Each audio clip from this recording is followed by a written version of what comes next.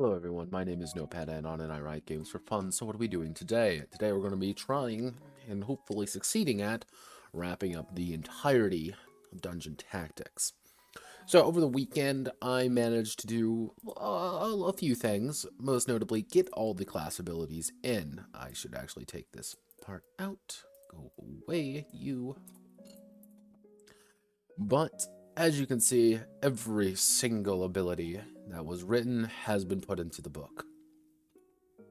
They're set up like this mostly to make sure that things don't immediately explode or things don't look absolutely terrible, and make it a little bit easier to kind of perceive things and how they're supposed to look like. Still don't know about Play Dead, and that's why it's going to be marked in red. But overall,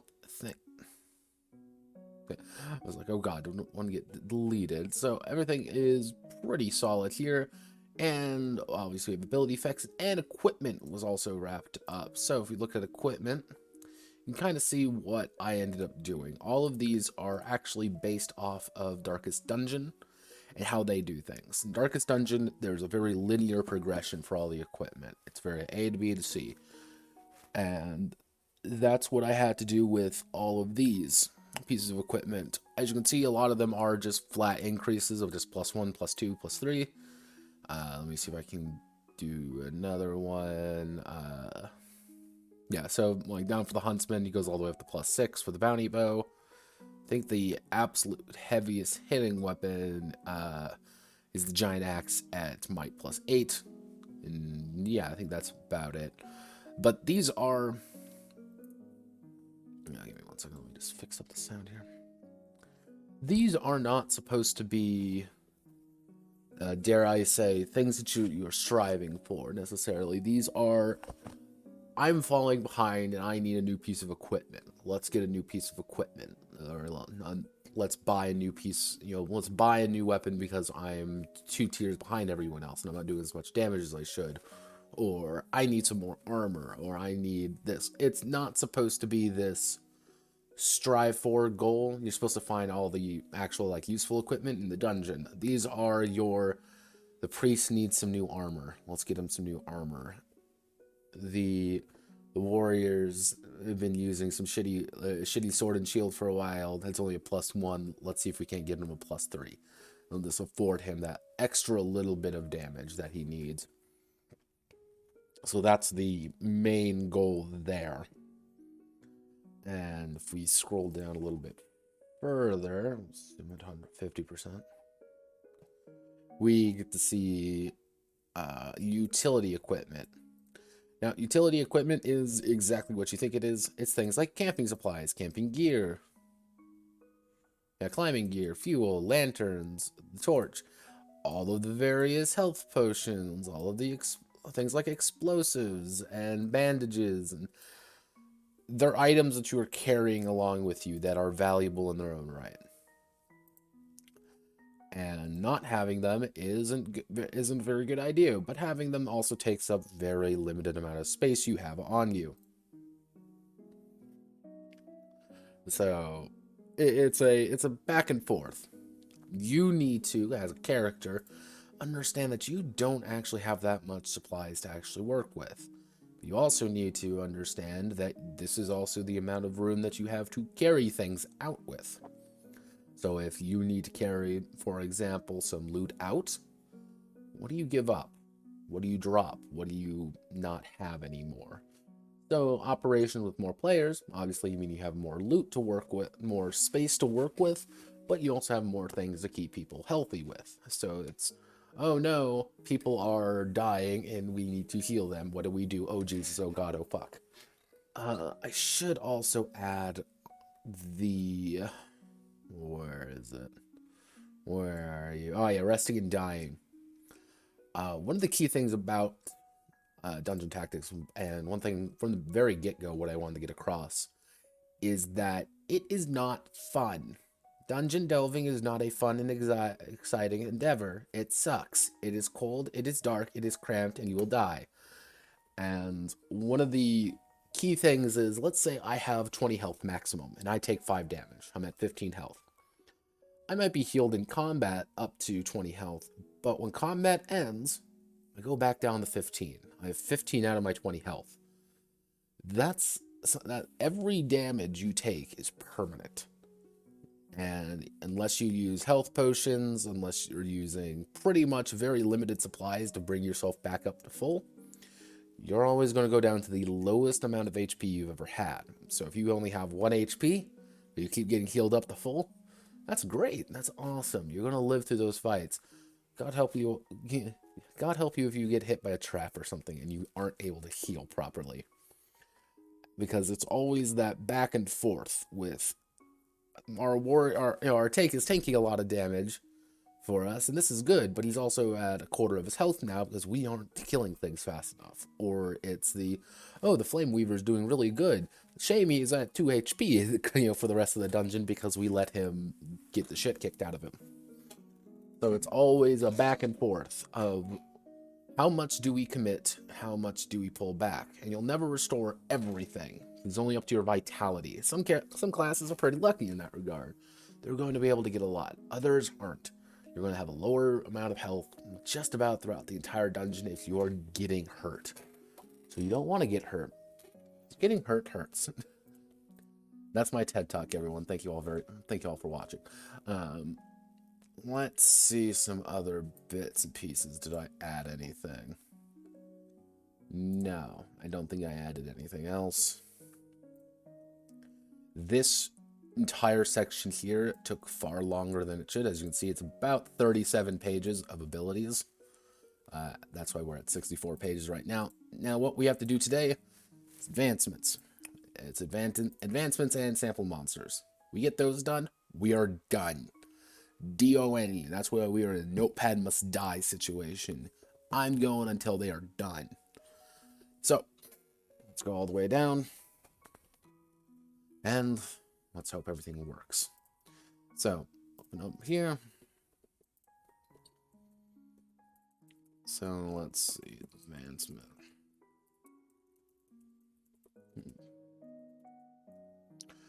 The dungeon is...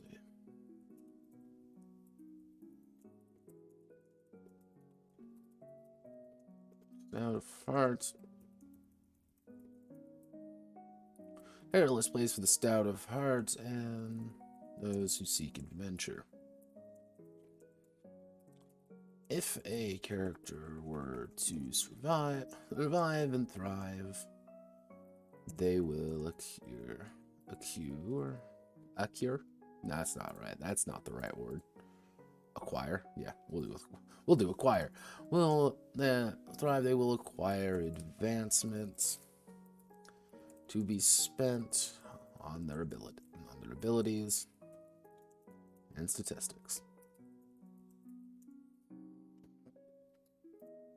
Alright, so pretty much what I'm thinking about doing is everything has a certain number of advancements where, let's say, for example, every quest is going to pay out X amount of advancements. Never a lot, like 1 to 2. Like, actually, probably we can do like 1 to 30 with the idea that you have to... One of the key things what you have to do is you have to buy your advancement. So let's do like 1,500 GP equal 1 advancement. Yeah, that works. Because you can carry up...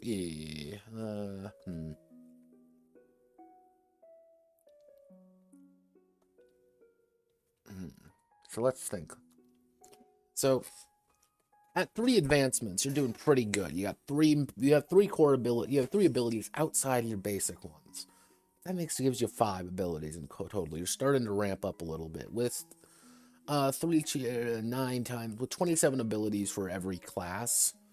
3 is a pretty decent amount, and we want these campaigns to go on for at least a little while. So let's assume every dungeon takes, we'll call it 3 sessions. 2 to 3 sessions for a dungeon, or 1 session for a one shot. So we'll go for something like, oh god, my bloody back.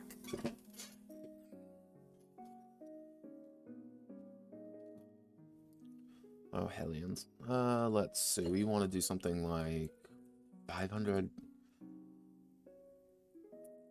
750 gold for one advancement, because on average we can carry about 250 gold per item slot. So we're going to need 3 items slot full of gold to buy an advancement. But gold is also going to be able to be used to buy equipment and all the utility stuff, so you're not really going to want to do it all at once. Alright. Okay, every quest in addition to monetary payment. In addition to the monetary payment, pays out in advancements. Advancements can be spent to purchase abilities or purchase abilities, increase tier, or improve statistics.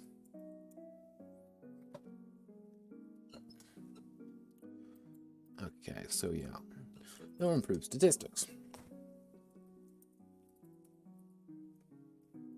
On average, a dungeon quest will pay out in 1 to 3 advancements,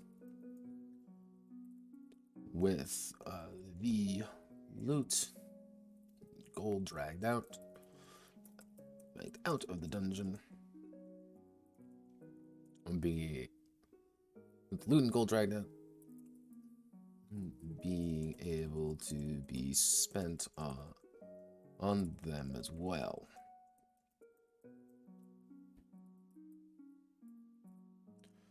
So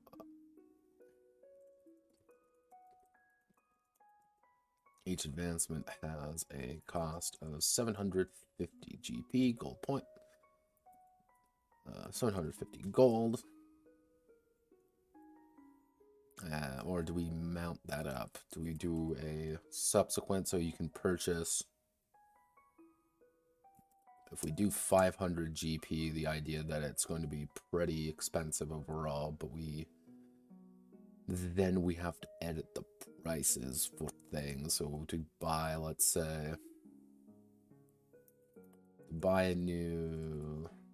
we have to incentivize people to, we'll do 1,000 GP. Each 1,000 GP is a single advancement, meaning that spending and saving is encouraged. Is very encouraged.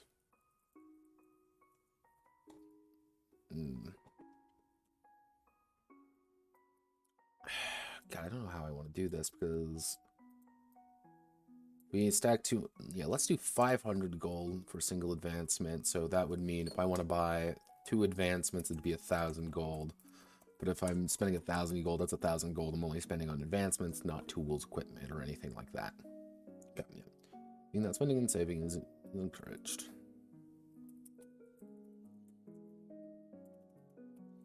Spending advancements.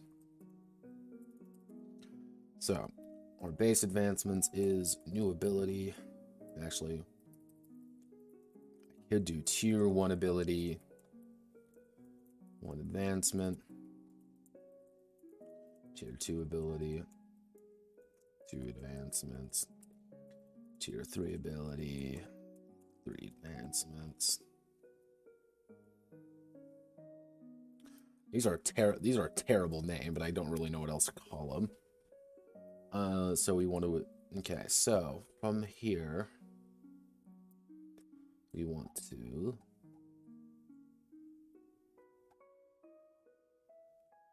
so to purchase everything, let's do some math.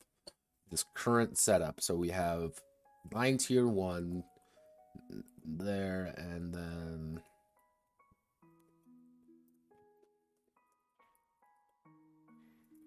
9 plus 18 plus 27. Okay, you would need 54 advancements in total. In total to purchase that, so that would be 54 times 500. You need 27,000 gold GP in total to buy all abilities.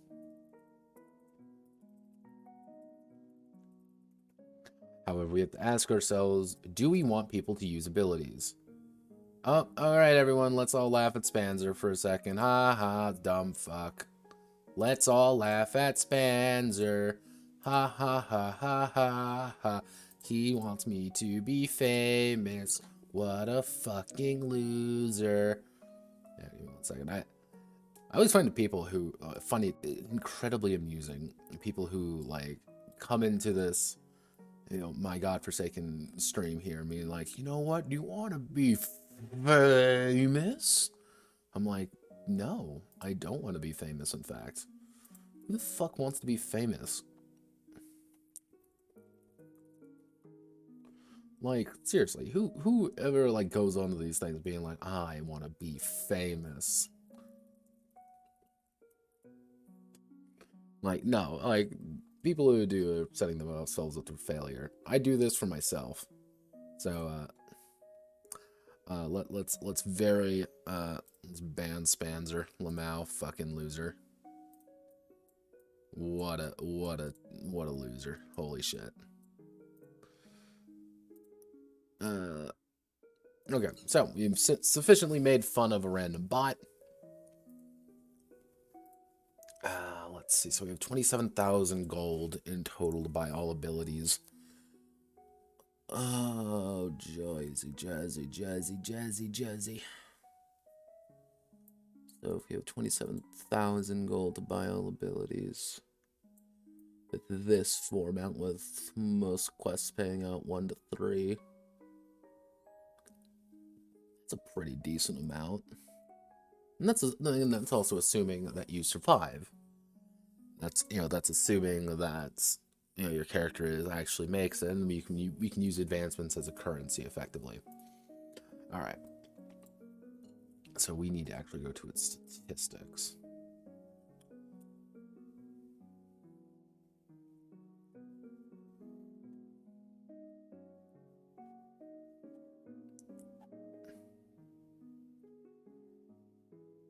Oh yeah, I need to fix this.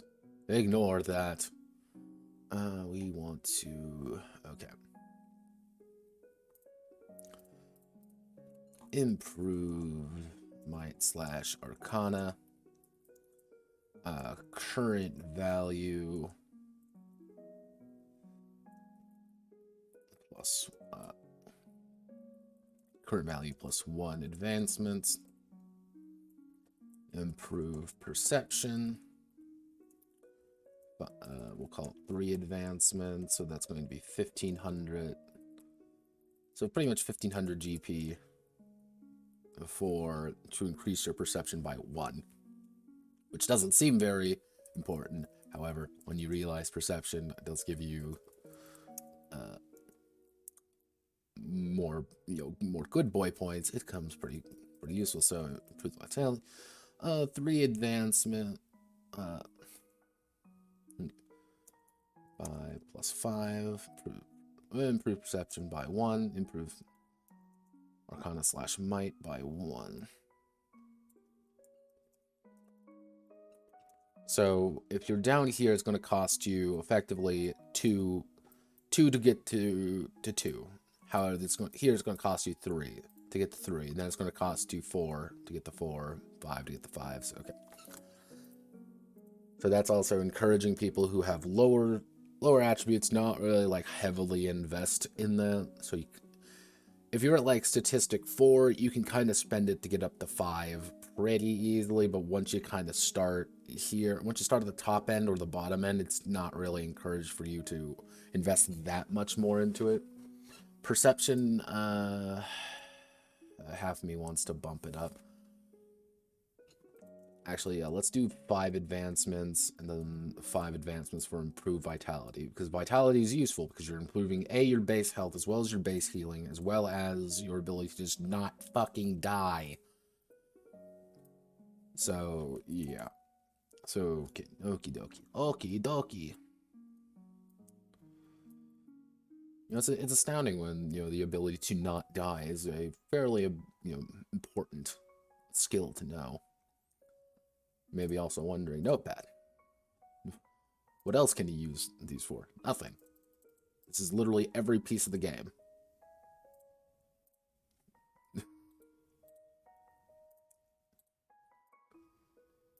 Let's see. We want to...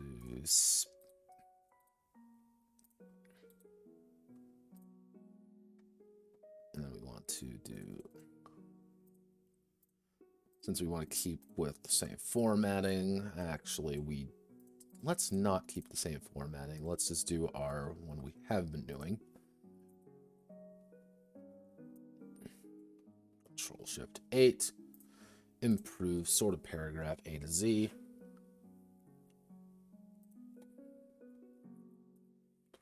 Tier 1 ability, Tier 2 ability, Tier 3 ability.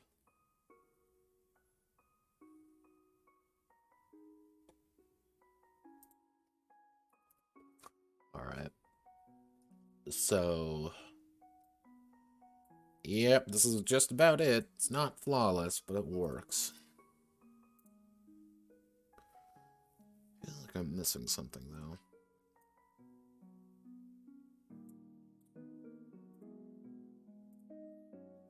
Let me...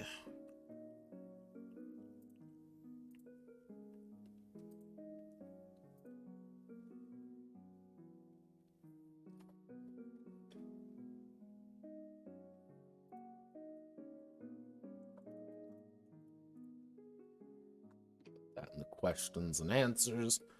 I want to make sure that this sounds right. I feel like I'm missing something. Okay, yeah, actually, I know what I should do. Side note on character demise. Wait a second, that's what I forgot to do. Improve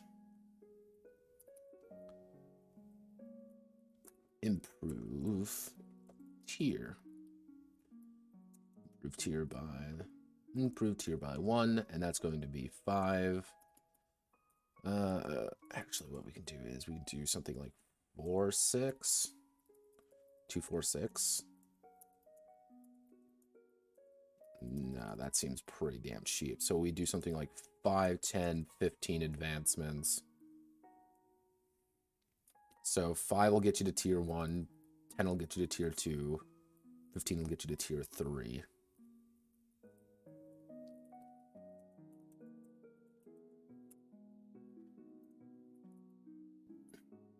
That's if we're going completely raw.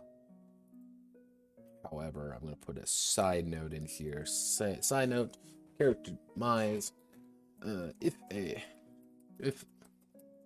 When a character succumbs.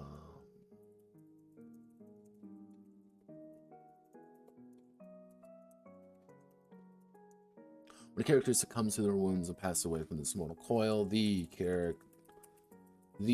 player will be encouraged to make a new character if...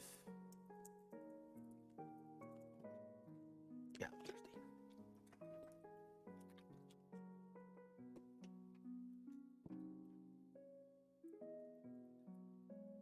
If this is a long-term campaign.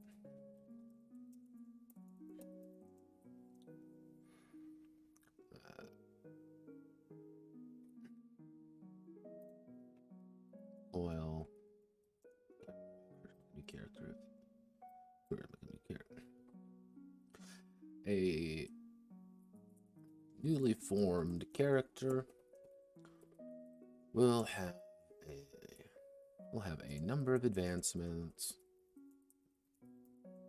equal to actually have a number of advancements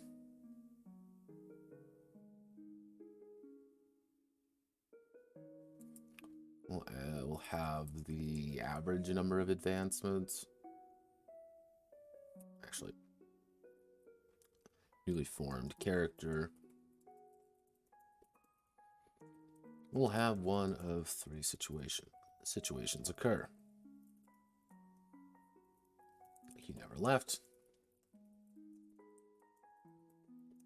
The new character has an equal amount of advancements as the previous character.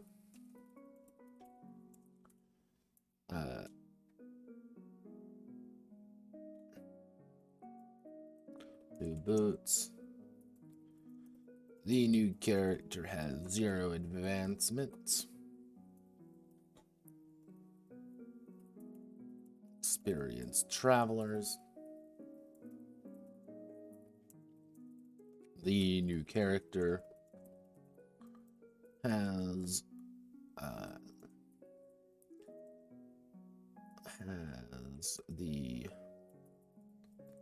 an equal number of advancement. Has a number of advancements of the previous character minus 5. Actually, I should. Has a number of advancements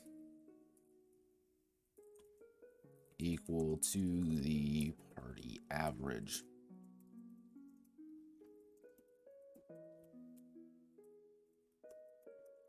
Any of these methods work according to Game Master and their preferred style of play. And then we'll get that. Another side note: milestones. If a game master, what did I end up calling the GM in this game? Because I know it wasn't Dungeon Master, because Dungeon Master has a weird Dungeon Lord. I called it the Dungeon Lord. What a complete fucking nonce I was. Dungeon Lord. If a Dungeon Lord.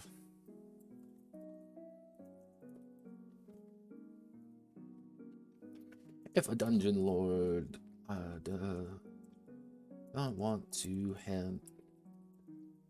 handle buying, or does not want to handle it asynchronous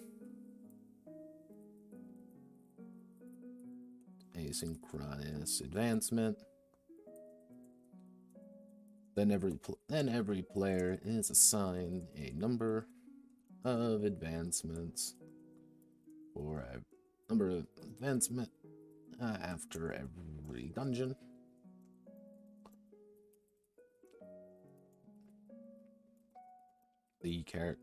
The party general will advance up a tier, and the DL, when the Dungeon Lord feels it is appropriate, or when a achievement has been properly reached.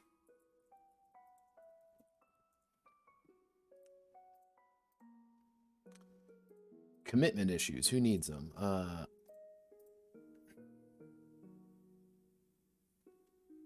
That should work. I say should.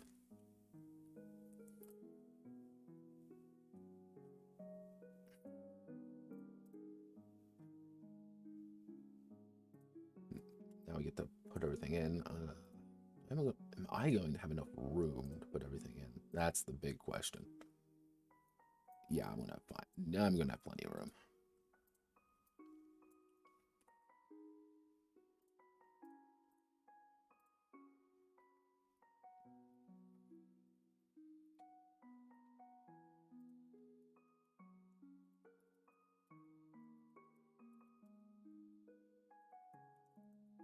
I'm going to say my preferred method is the experienced traveler. Mostly because it's not as punishing, but it's also, it punishes people who overinvested and got themselves killed, and also punishes people who, it also kind of helps people who didn't invest as much as they should. It's like, come on, you should have invested a little bit more in your character. I'm going to bring you back up to kind of the party average. Will that possibly bring out situations where, oh, hey, we're suddenly like really, we're going to let one guy, fall behind and spend all his money on useful equipment while this goes through? Maybe that could be a little bit of a problem, but that's kind of a thing you must deal with as a group, and that's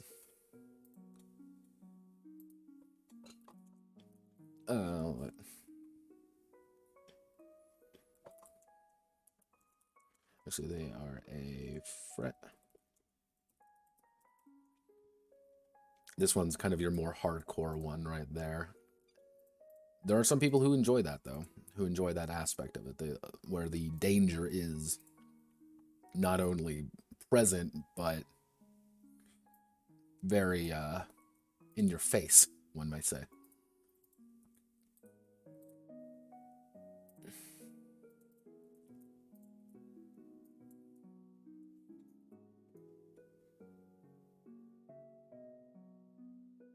Yeah, asynchronous, okay.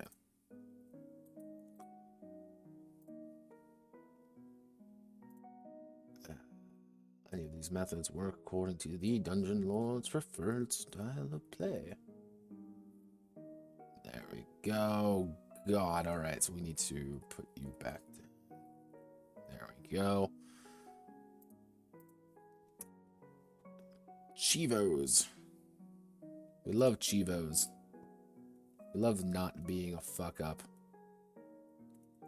So we'll put that right there. Perfect. Perfect. And let's see that everything locked up properly.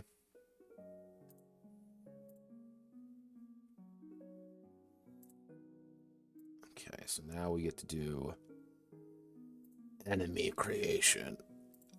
Oh lord, this is not going to be fun. This is not going to be fun in the slightest. Enemy creation sucks. It always has sucked. But that's something we gotta work with, so we'll do denizens of the dark.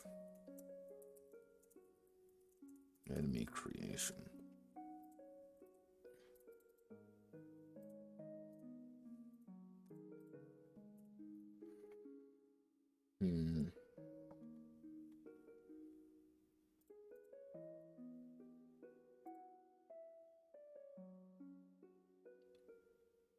So if we do...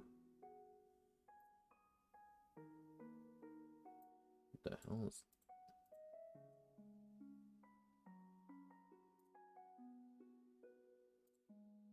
Go away, class abilities. No one likes you.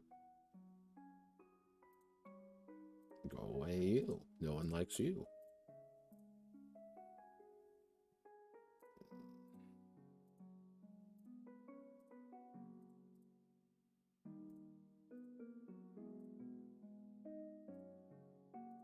Okay, so we got our equipment stuff. If we want enemies to be similar to characters, so if we're gonna go under the minion... So it's gonna be minion, brute, villain, overlord method. So if we do the... Pretty much what we're going to have to do is get an idea of like how to do a stat block. Like,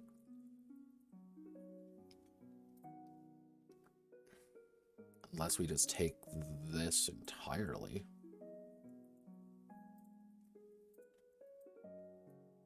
Do something similar here. Have them be treated like the exact same, so...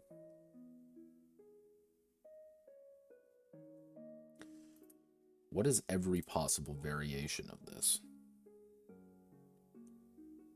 Is this every possible variation?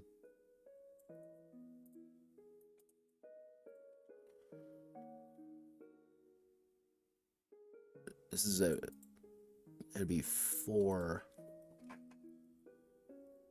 Pretty much it would be... Jesus Christ. It'd be 4 times 4, so there'd be 16 different variations. Oh, 4 times 3, so it'd be 12 different variations. So this is every variation. So if we do something like this,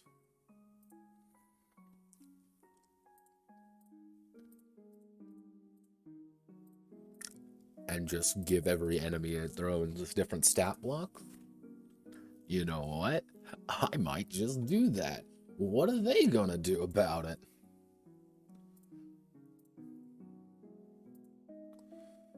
However, if we do something like...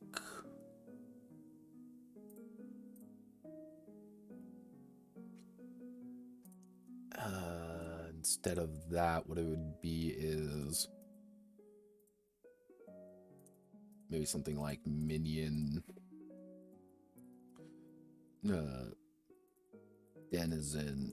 denizen duty. But the idea being that, for example, this is the minion.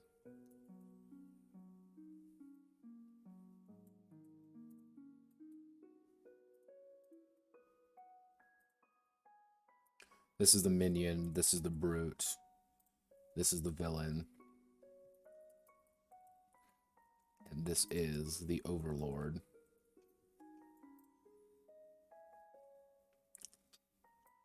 Where, okay, so if we do, let's say, priority 4, and there's 1, 2, 3.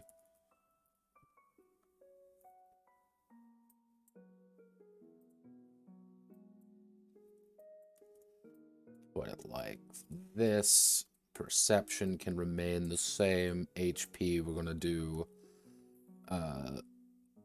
we'll do 5, 10, 15, 20, because they're not supposed to, minions are not supposed to be as strong as...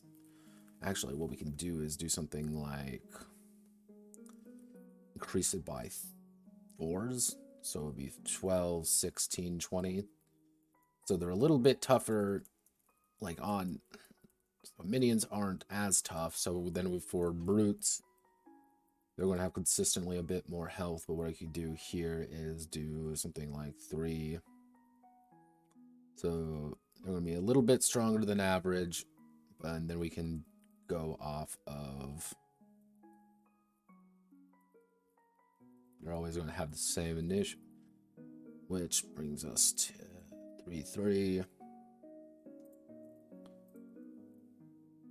Or what we can do is do 10, 20, 30, 40. This by default, and then vitality down here, it would be something like 20, 40, 60, 80. But these are overlords. These are like your big boys. These are the characters who are deliberately supposed to be villainous. So having a bit more, or we do something... So if we increase it by 10, they're a little bit stronger here. So if we do something like 4, 4, what I can do is do 2, 3, 4, 5, 5, or even 3, 4, 5, 6. And then 2, 3, 4, 5, 4, 5, 6, 7. Because again, these are villains, these are overlords, these are guys who are clearly more adept for survival down here than everyone else. So 6, 6, 8, 8, 10, 10, which can pretty easily shred people apart. Okay, alright.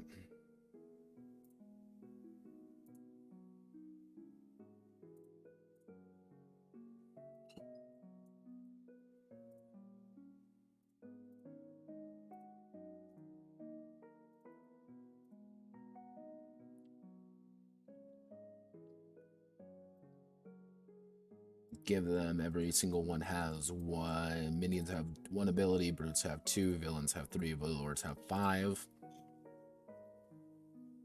Actually, what we can do is...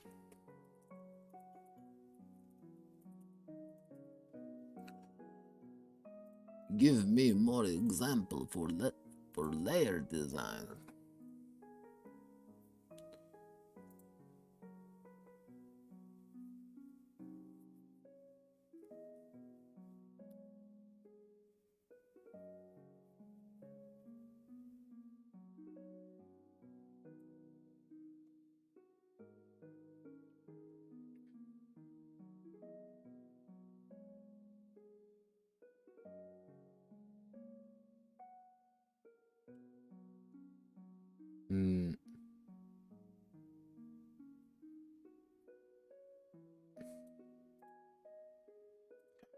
So we have that.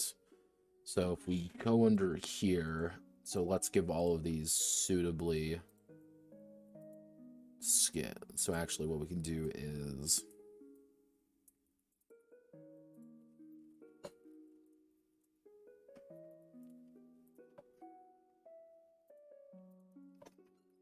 denizen class.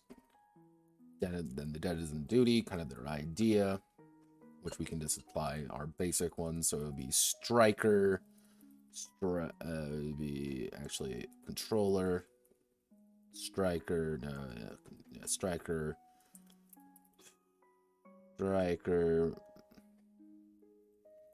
priest would be support, beastmaster would be guardian, ravager would be striker, huntsman is striker. We'll put you to support instead. Flame.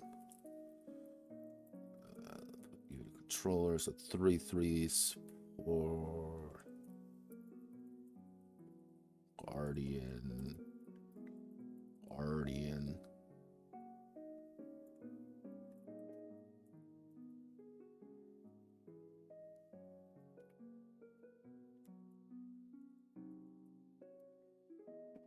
What were everyone's primary duties?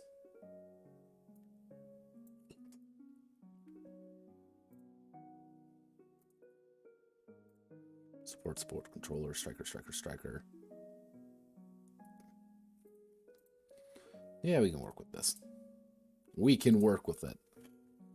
This is kind of your basic idea, and all the various villains and minions are going to have their own thing. They're not supposed to be very strong, but you're supposed to be able to maneuver around them pretty easily. What we can even do is something even like 3, 6, 9, 12. Like, minions are supposed to fall pretty damn easy. So, our Frost Lord supporty class, very close. We're going to call that our...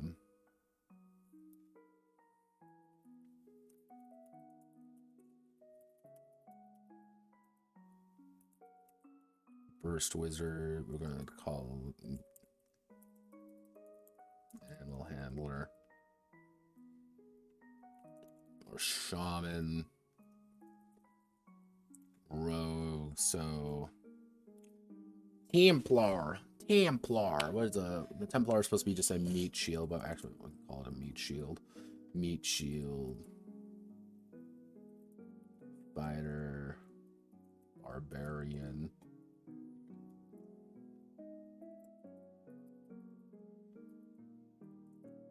Cult is a hunter. Wizard.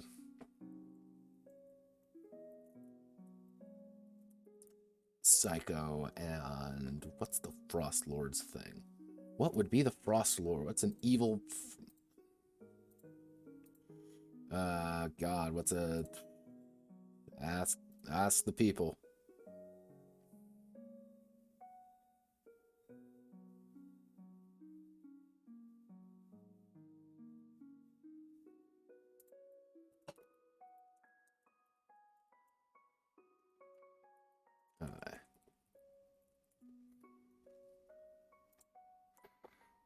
Oh, God. Ask the people.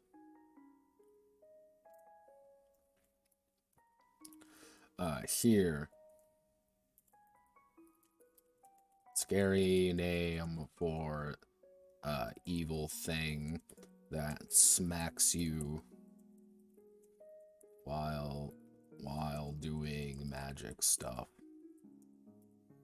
Scary name.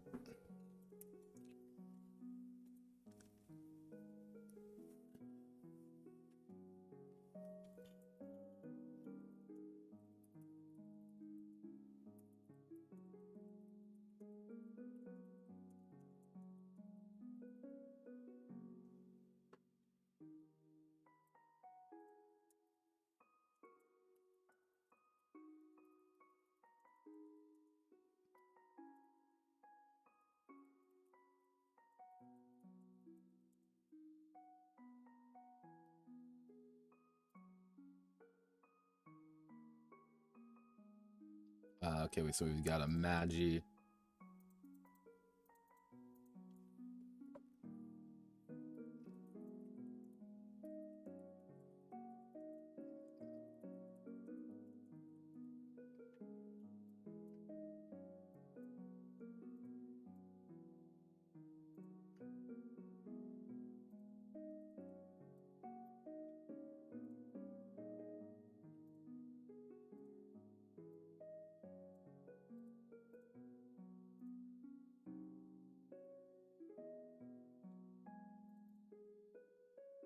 Demos.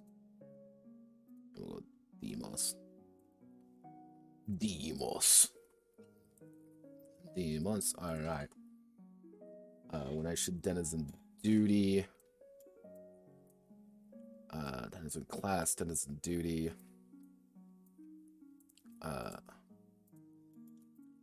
Character class. Derived class. And for doing the derived class, just to make sure that people kind of know, because I'm going to have to put an entire goddamn note there saying, hey, let's do A to Z. Z to A? No. Okay. We're going to data, turn off the filter. Data, to create a filter. A to Z, animal handler. Beastmaster, A to Z. Actually, beast shifter. We'll call it the feral creep.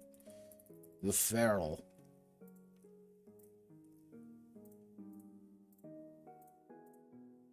Barbarian. So, as they like to say, poggers. Can we say poggers still? Is that a no-no? Not in the Twitch thing, if you haven't really noticed. I've been streaming on here for like a freaking year at this point. I'm still like, yeah, poggers? Yeah. I don't get paid. I don't get paid to say poggers. That isn't duty. If we go here, what we can do is... Actually, let's scroll up a bit.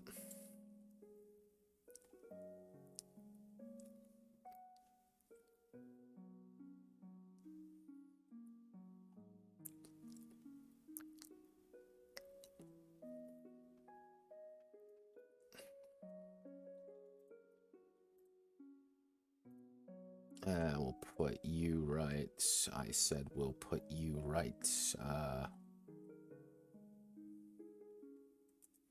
Here, but we're gonna get rid of this. Primary. We'll call it the denizen duty. I said we will make it the denizen duty. Okay, hey, everything's white again. God diddly damn it. I don't want you to be white anymore. Be gone, stop being white.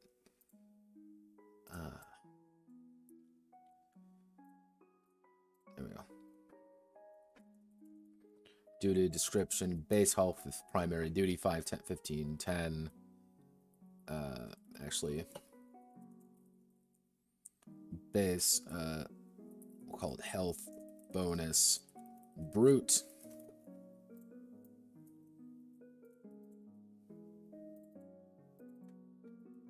Villain. Overlord. So we want to do 10, 10, 15.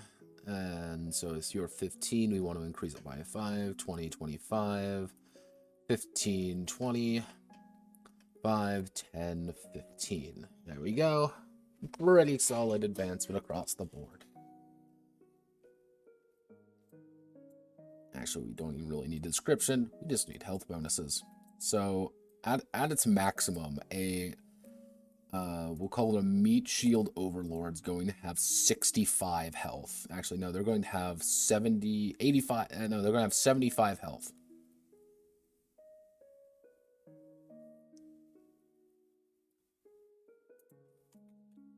Which is kind of a lot of health, but again, if you're fighting something like the final ultimate overlord of evil, then making them have a little bit more health than the average, goon maybe be a good idea.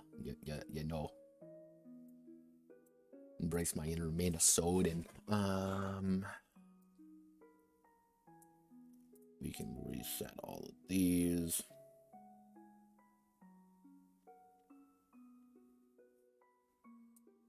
Okay. All right. I think these work.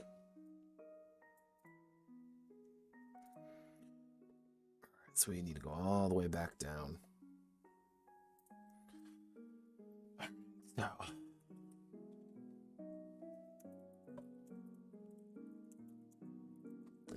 enemies, most foul as enemies, threats that lurk around wherever a corridor. Each type of enemy is both unique and wholly dangerous in their own right. There are 4 tiers. There's 4 tiers of foes to encounter: minions, brutes, villains, and the overlord. Minions are fodder, weak alone, but strong in mass groups.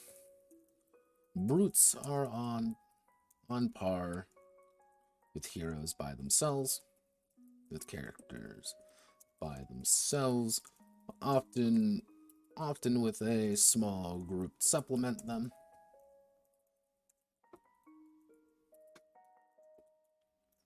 Villains are strong by themselves and are often accompanied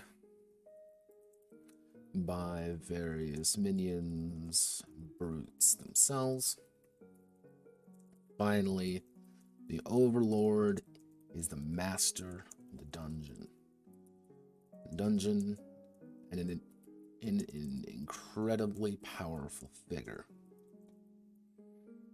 by themselves, requiring all of the abilities and tools at the character's disposal.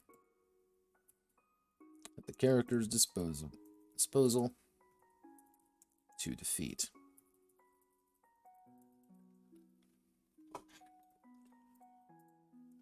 What we can do is every dungeon. Enemies are built similar to heroes, with the same block, with the same attributes, and statistics. However, depending on the class of enemy, they may have different values for the same statistic.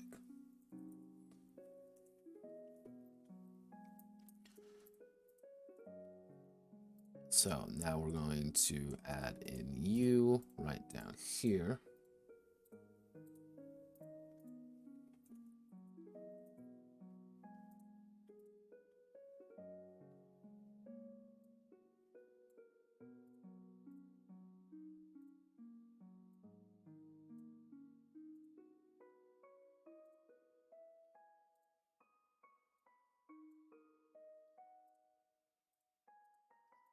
Black.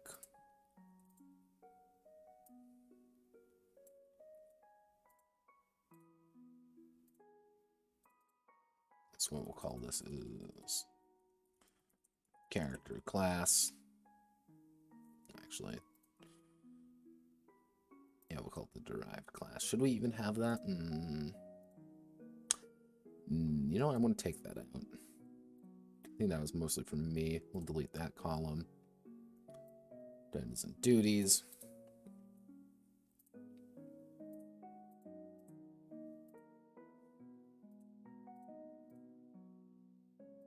There we go. First stat, second stat, third stat, fourth stat. Which reminds me, do I write that up here that way? I do. And I also put it like that, so to maintain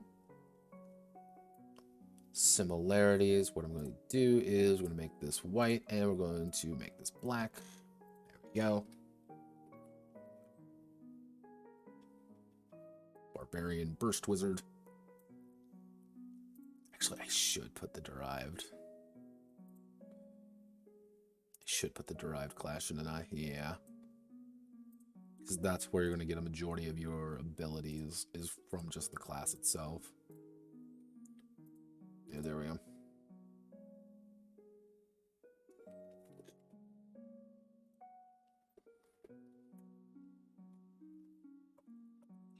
Do denizen class.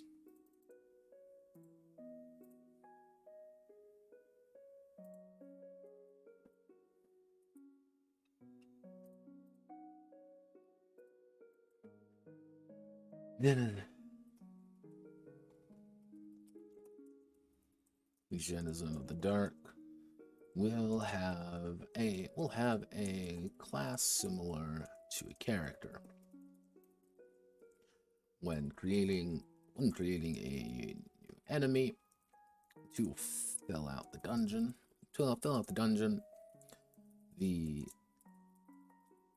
they will be assigned a class to determine their duty as well as their statistics.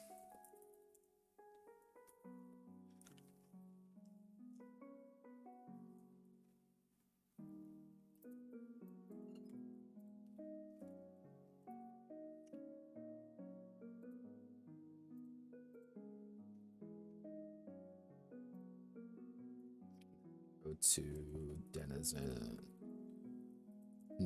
duty. Heading 2.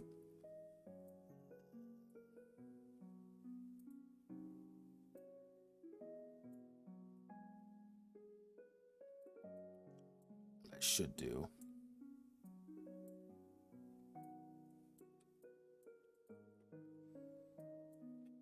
Zero.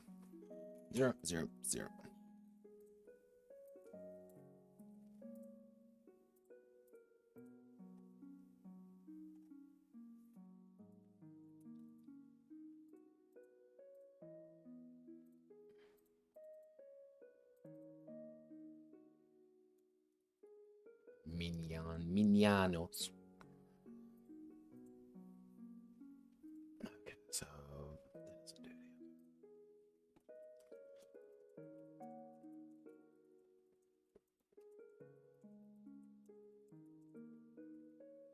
Battlefield. Similar to the characters. However, instead of having a flat amount of bonus health, they instead... Should I reduce this? No. They instead gain a amount of bonus health dependent on their rank.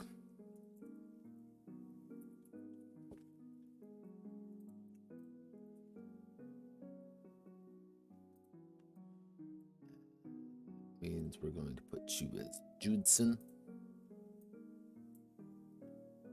And we're going to make you black. We're going to make you white. And table properties. Keep everything in the middle. Put everything in the center. Boom biata. And then finally, denizen stat block. Denizen statistics. Each denizen statistics is determined by their class, class and rank. Each by their class and rank, meaning even the weakest meaning the weakest villains can still easily overpower a minion.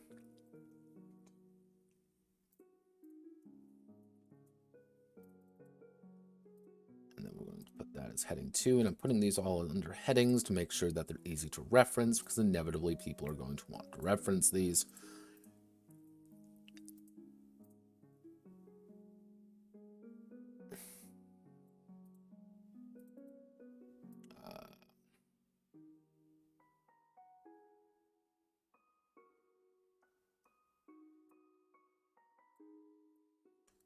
So unless I do something like, if we combine all these, what if I did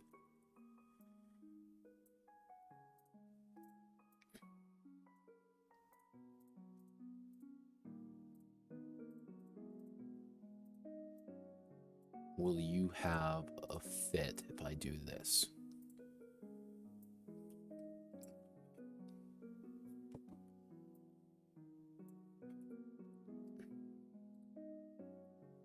Delete table. Paste unlinked. No, you're not going to have a fit. All right, perfect. So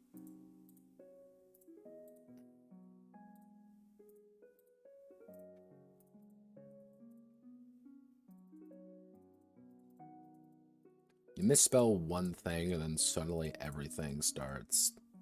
Actually, what I can do is, why don't I just do this? So, man, I'm a genius. First stat, second stat, third stat.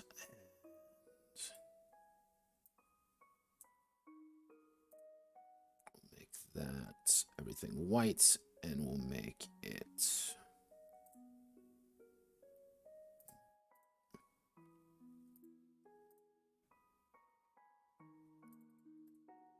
what I can do is I can probably bump that up to 14. Change everything to Judson.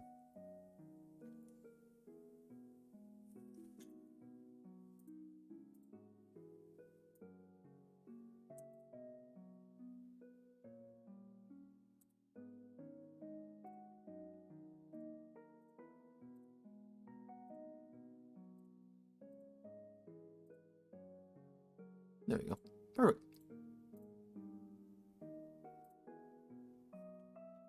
I like it when a plan comes together. And what we get to do now is same thing for everything else. What I can do too is change everything in here so I do not forget. Because if I don't, I will forget because I'm dumb.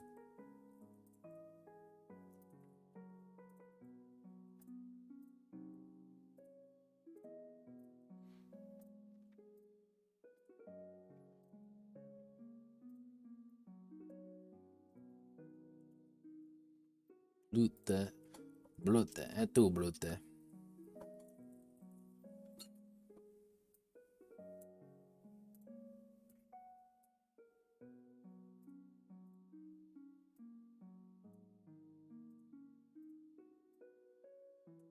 Now, the thing is, what's going to occur is I'm going to put it in here, and it's going to break completely.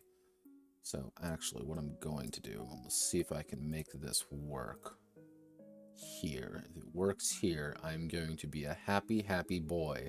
If it doesn't work, which it won't because it's me, I'm going to feel, as they like to refer to it as, really fucking sad.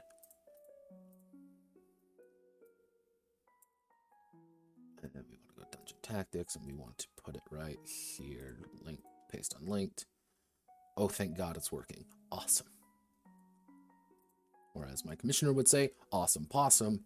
For the 50th time. I think he's a really nice guy, but holy shit. Do you have anything else in your vocabulary, brother? We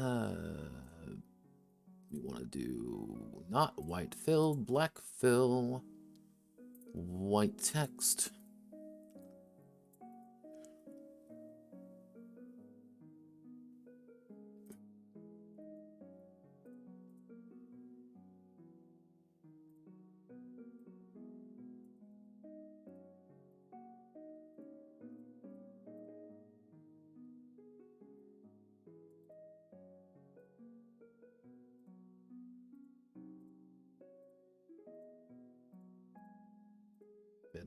center.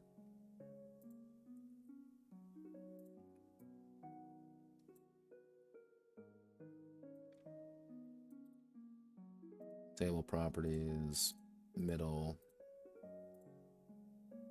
I'm going to put that 0.75.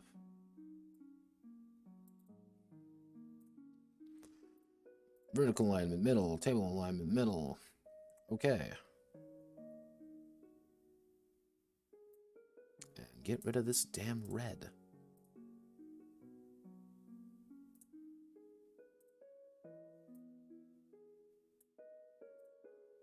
If he wants to put red, he is feel free to do it. I do not like. I like keeping everything black and white for this game so far because I've kept everything else black and white. And so help me God, I'm going to keep everything nice, pretty. Put everyone in the middle. That includes you, you damn stats. Put everyone in the middle. Put everyone in the middle. Are you everyone in the middle here? Yes, yes, yes.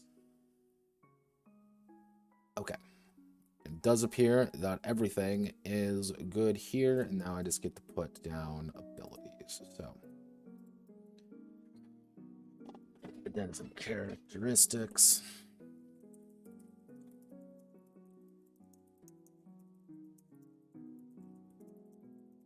Sometimes. Dungeons are home to a plethora of different life. I'll have different requirements and problems rather than go through every single type of edit that is possible to encounter. Instead, apply a series of tags that seem most appropriate. Here are a set of basic tags to consider for certain kinds of monsters, and the problems that the characters will encounter fighting them.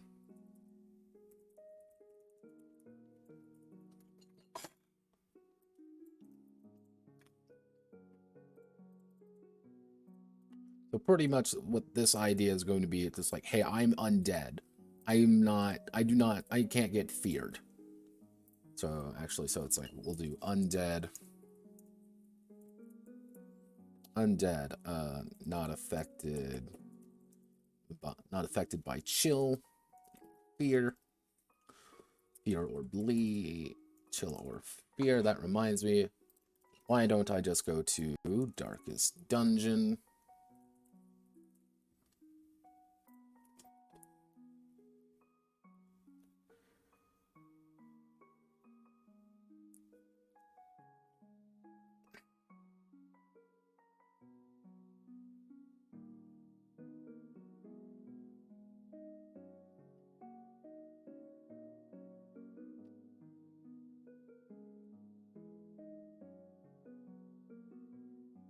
So let's see.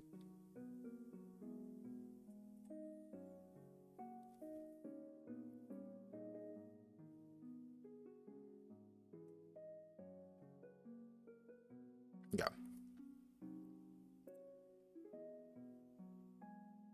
Enemy type. All right, there we go. That's what I need.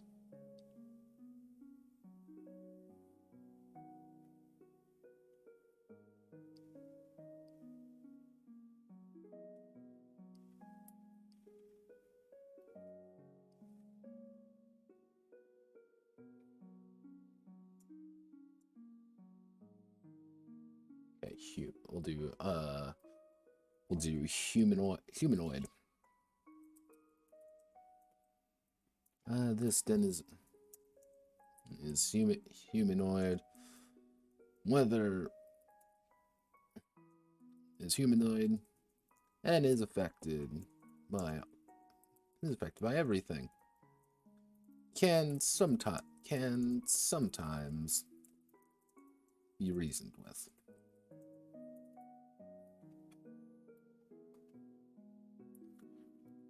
Beasts.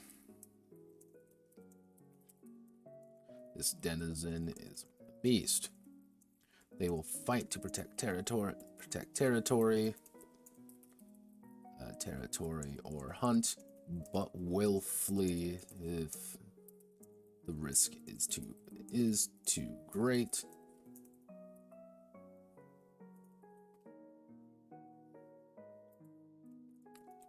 We'll do undead. This denizen is undead. They do not suffer from chill or fear. But burning does double damage to them. Demonic. This denizen is demonic. They are harmed by blessed objects and cured by cursed ones.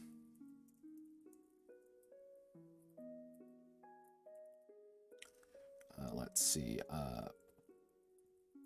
Ghostly. There's a ghost. They are only turned aside by magical damage, and will not suffer from physical harm.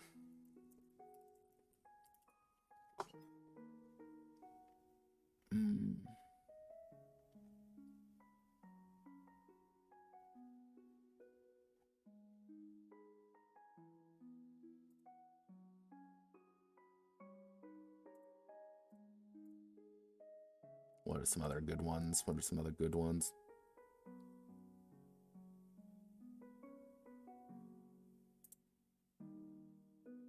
A miller.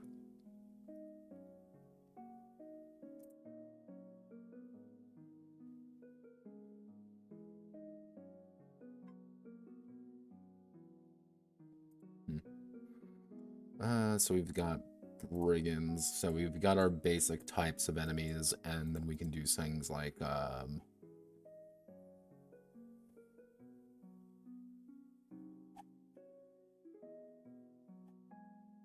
bones. Welcome to the bone zone. Svinefield. So what would be another good types? What are some good types of monsters out there?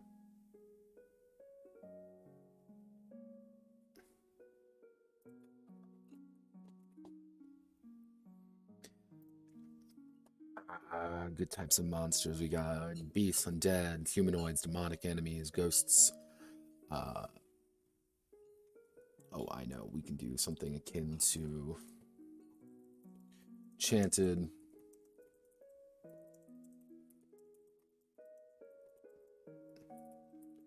enchanted. All physical damage counts as magical damage as well.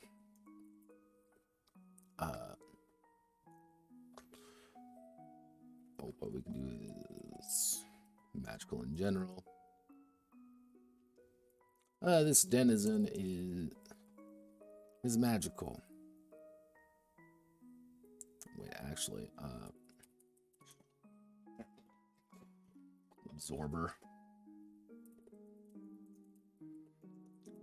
This denizen absorbs magical energy. They will not suffer any magical harm and can only be killed by physical means. Armored. This denizen is naturally armored, possessing 5 physical armor on top of any armor they are currently wearing. Let's go to what are some other enemies? Okay.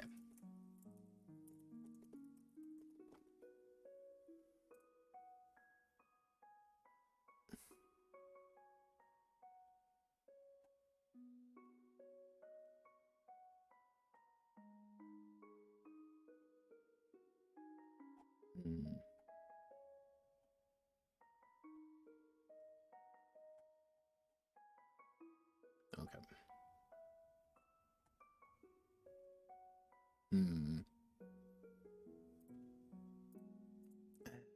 What would be a good one? Demi-human? Demi-human.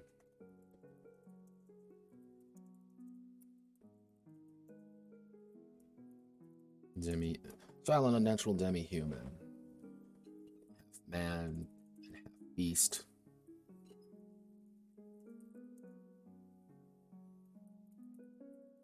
They are willing to trade sometimes. Alright, so here are just some example ones.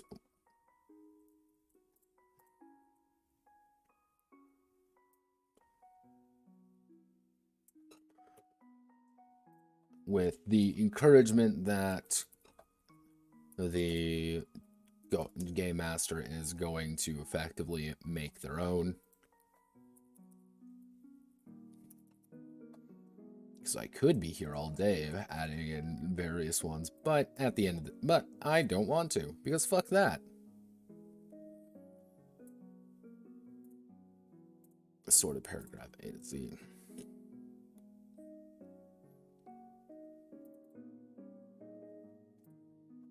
Actually, what I can do is we can do that. Then we'll put a side note down here. Side note. Dungeon inhabitants. Don't feel 100 of enemies and monsters to the dungeon. Things tend to live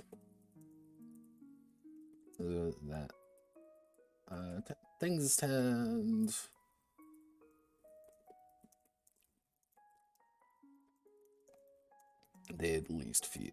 they at least feel comfortable being around or need to survive. A pack of ghosts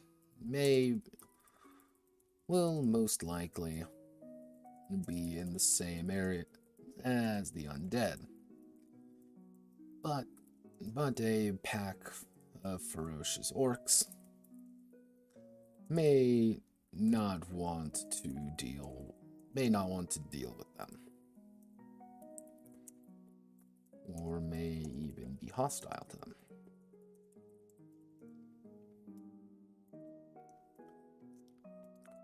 A dungeon doesn't need 100 unique enemies. It needs a few core enemies and a handful entities which dominate them.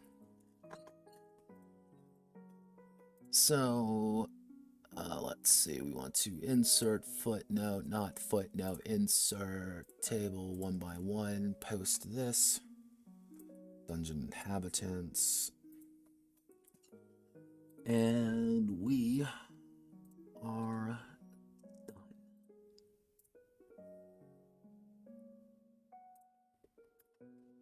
We are done. D-O-N-E.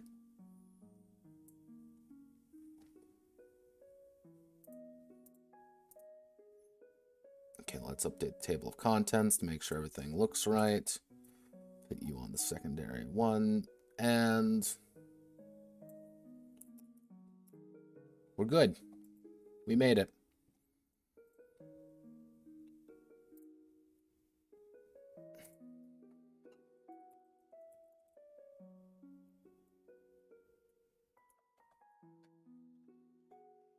All right, so with this, what I have to do now is pretty much just go through it with another. I need to go through it one more time and just double check things. It's making sure, my T's are crossed, my I's are dotted, and check to see if there's any weird wording. Like, I think I put physical armor and physical protection quite a few times. I just need to change that to a single phrase just to make sure, just to clarify things. Outside of that, I might do some small patching. It's going to be a lot of small stuff that I just need to read through everything again just to make sure it works. But it is done. DONE. So let's actually close you out. And we want to go to tools, word count.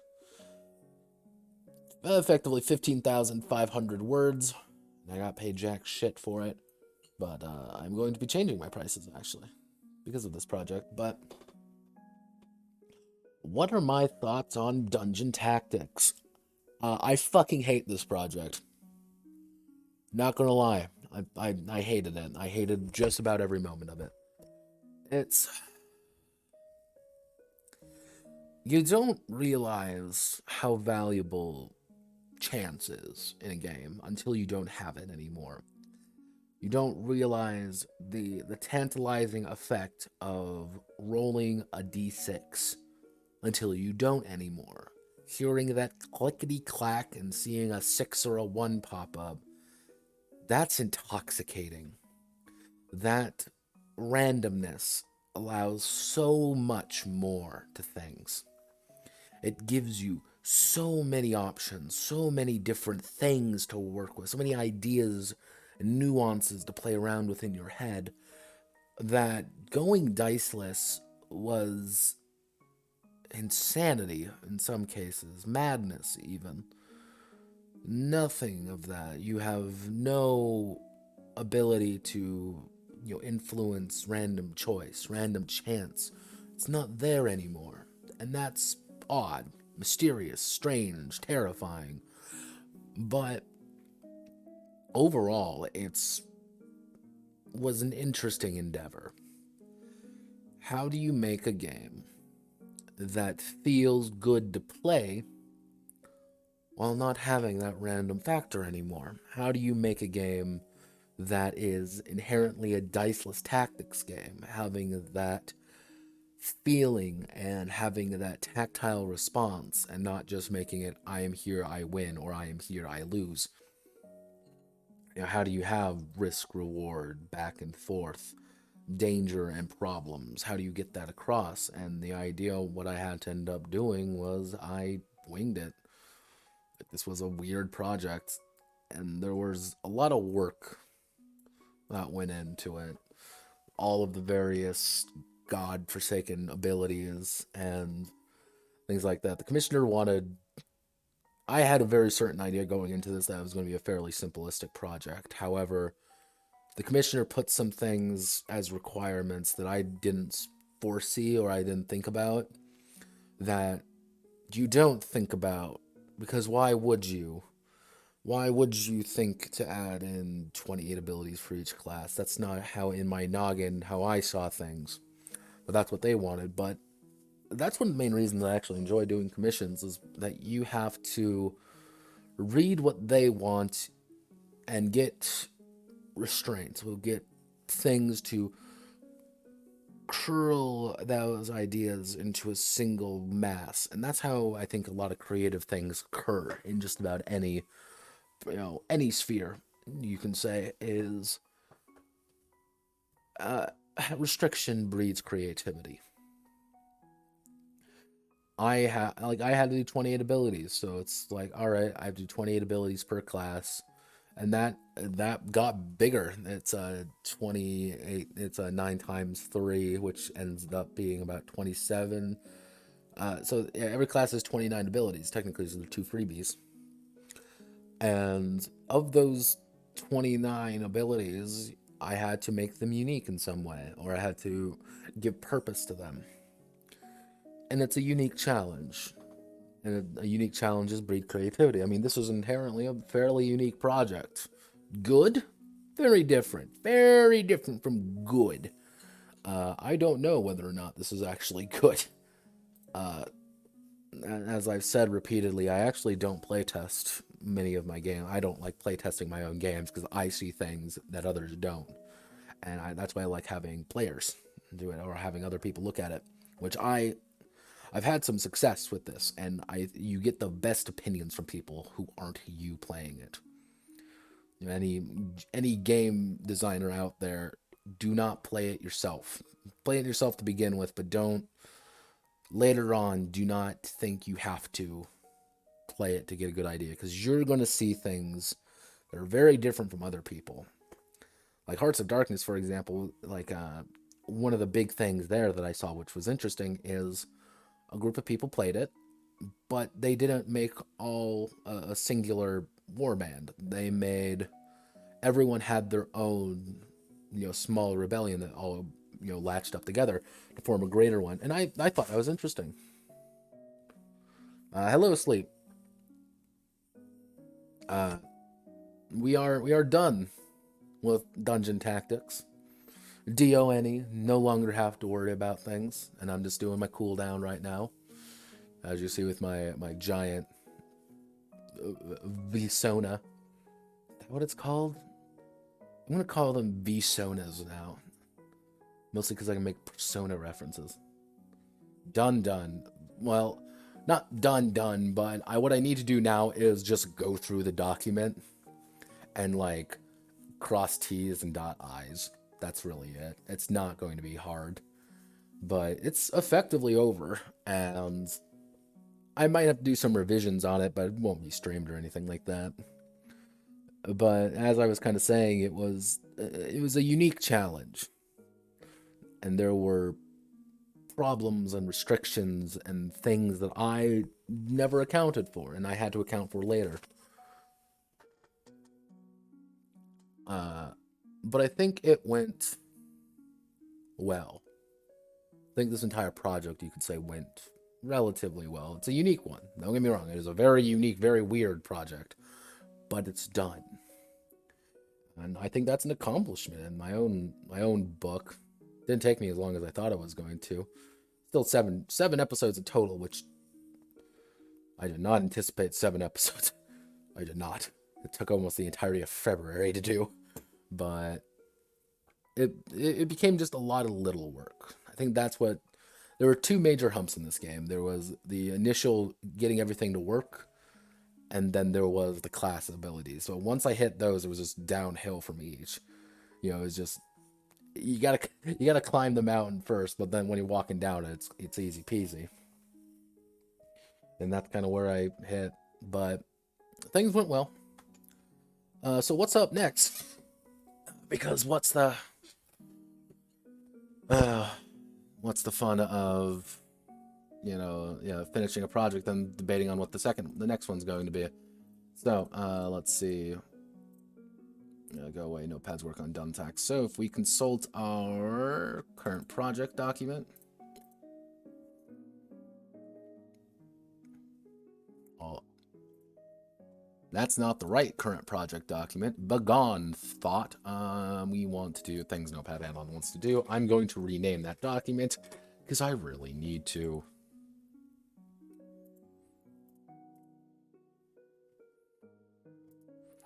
So let's see. We need.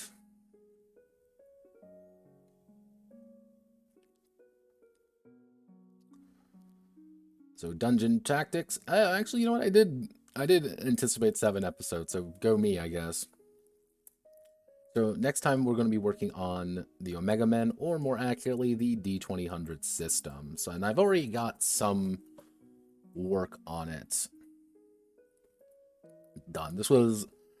I was ready to go for this game before Dungeon Tactics kind of took over my life, but this game is it's going. It's there. Not easy, but it's there. Let's see what I need. A lot of skills that need to be reorganized. All the combat trainings. Like, there was a lot of little parts to this game that I needed to make work. But I think I have everything to make it sing. So that's going to be what we're going to probably start on Wednesday into Friday, and we're going to skip straight to it. We're not going to do a pre-game because we've already done that twice, I think. So Wednesday we'll be starting on a Mega Men. I don't actually anticipate that to be very long because of how I've already kind of have the base mechanics set up, and I could write up the lore probably later tonight and tomorrow. It's not gonna. The lore isn't exactly complex, but after that's done, we're going to move on to Chimera Dreamers High-Speed Death Machine, which I do have the title card for it. Now, people in my server have already seen the title card because I share all my title cards there. This is Chimera Dreamers, which is, if you can't tell already, it's slightly Hotline, Miami inspired. Very weird, and this was not easy to do. Like doing this all in paint.net, not very simple. But it's going to be a relatively simple project. I think I do distinctly know 2 people I know have played it. I need to talk to them one of these days to get more. Then we get to move on to Fear and Hunger Forgotten Chronicles, which this is going to be a complex baby. Like, this is going to be a very complex child. But I think I know how to do it. It's going to be mostly a game of doing it more than anything. Fist of Chaos Beast Mode. We're looking pretty good on that. So overall, taking into account, so we'll make an estimate. Omega Men's going to get done probably the second week of March, which is, God, it's already been the second week of March already, Jesus.